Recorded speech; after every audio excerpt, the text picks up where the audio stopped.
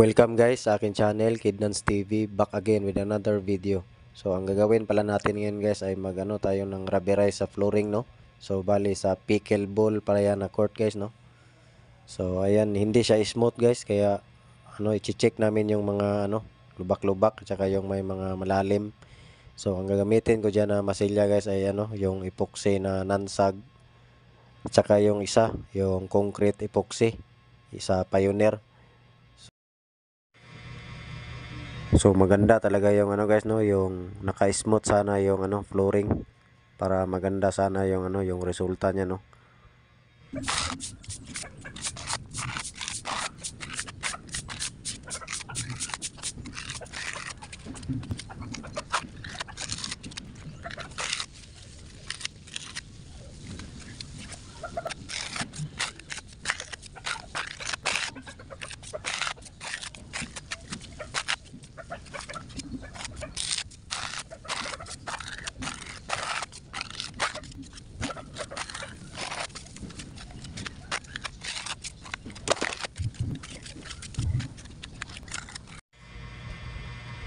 So pagkatuyo niyan guys ay gagrinderan ko yan, no, gamit yung number 60 na liha.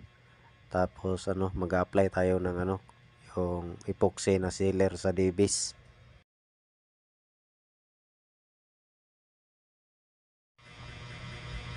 So bali ayan na yung guys, no, yung epoxy na grinder ko na, no.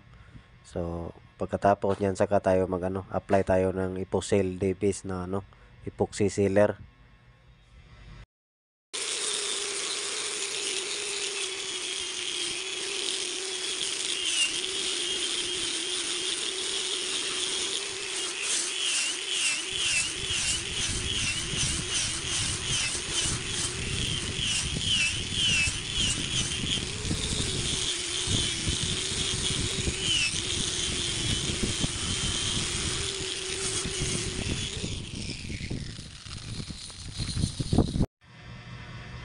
So ayan guys, no, nag-apply na tayo ng Davis Epoxyl, yung sealer yan guys, no, epoxy na sealer.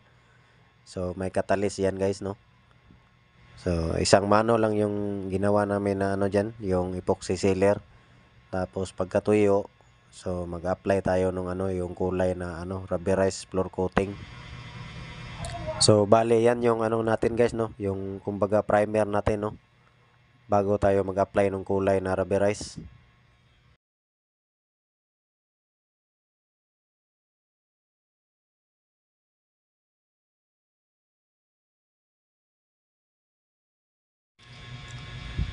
So ayan guys, no, mag-apply na tayo ng kulay na rubberized. Bali river blue po yung kulay, no. So ang pumili po niyan guys ay yung may-ari, no, at sila din yung bumili. So yan yung brand na binili nila, no, Bronco na brand. So 3.1 pala yung presyo niyan guys, no, yung isang galon, no. So bali 10% lang yung ilalagay natin na reducer diyan. Tapos haluin natin siya ng 5 minutes, no, bago natin i-apply.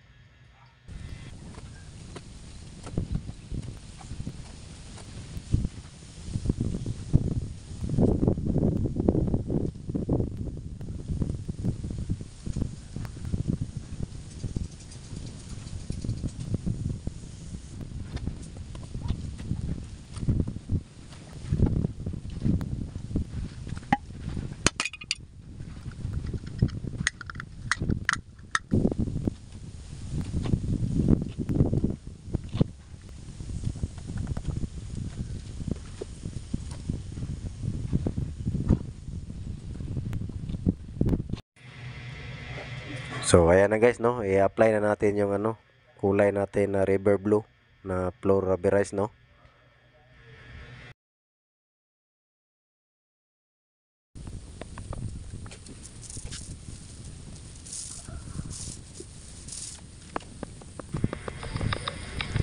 So okay siya na rubberized guys, no, matapang, fill up siya agad.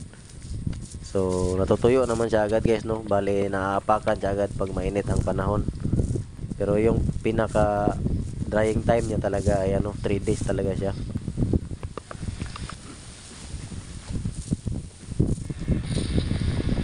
At kapag hindi mainit yung panahon, bali 4 days yung pinaka drying time niya.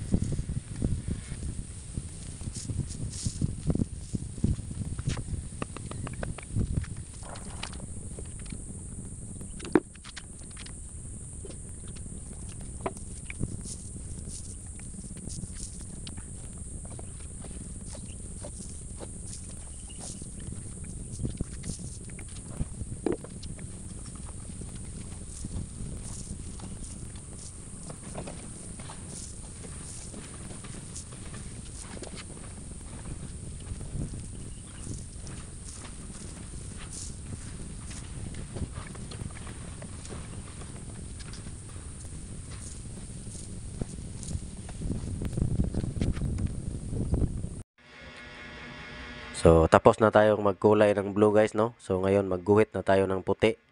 So, ayan guys, no? May guide ako dyan na tansi. Tapos maglagay ako ng masking tape. So, bali 3 inches pala yung ano dyan guys, no? Yung lapad ng puti.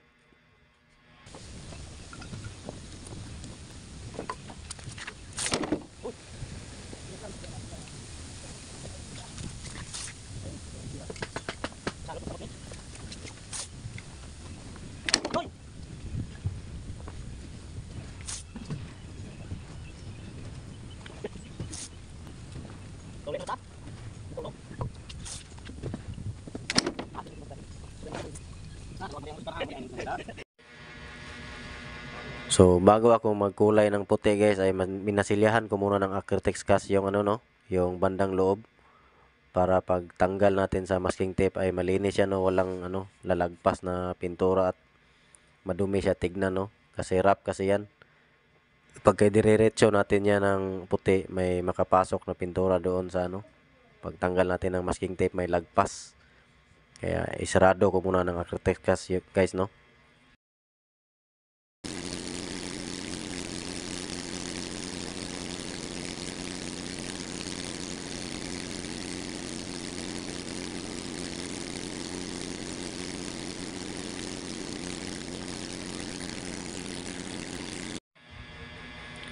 So, ayan guys, no, nag-apply na ako ng ano, rubberized na puti. Bale, dalawang mano yung ginawa ko dyan, no, para puting-puti talaga siya, no.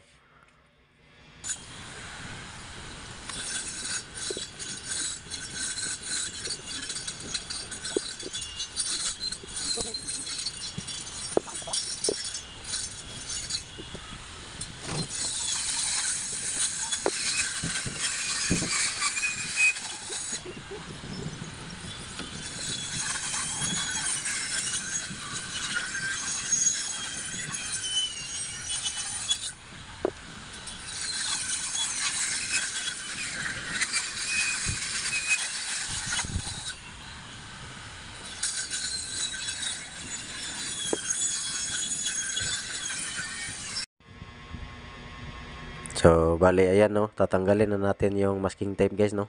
So, ayan yung resulta niya, no, walang lagpas yan. Basta masilyahan muna natin yung gilid ng tape bago natin pinturahan.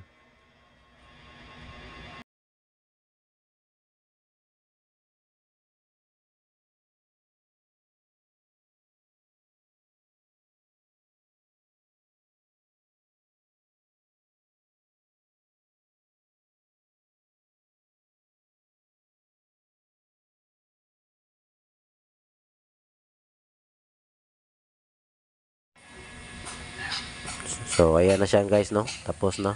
So, pickleball court pala yan, guys. So, maraming salamat sa panonood.